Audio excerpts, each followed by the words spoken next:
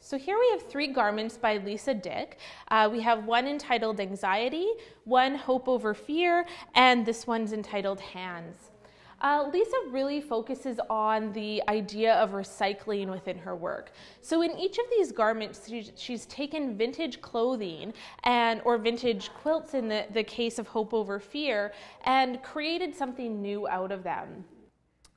So Lisa has a large focus on recycling.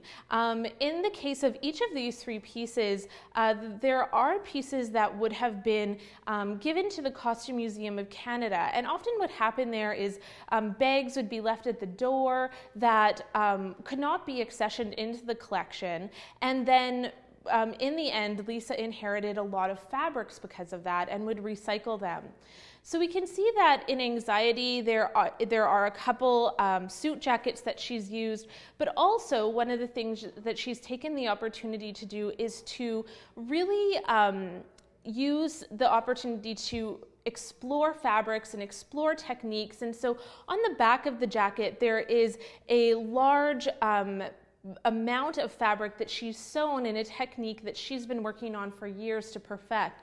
She often does gowns and things like that for grads using this technique and sells them in shops in Winnipeg.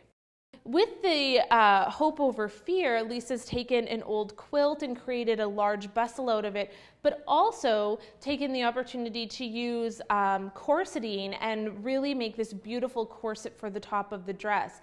So although she's using these older recycled materials, there is also that opportunity to push herself into using new techniques.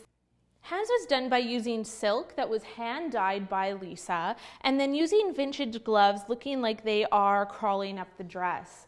The idea behind this dress was to really look at the fragility of the fabric, but also to continue using her vintage and recycled pieces within it, but getting to experiment with fashion and getting a chance to hand dye silk, which she hadn't done in this way before, and really just take that opportunity to show off a wearable garment, but elevate it to an artistic place.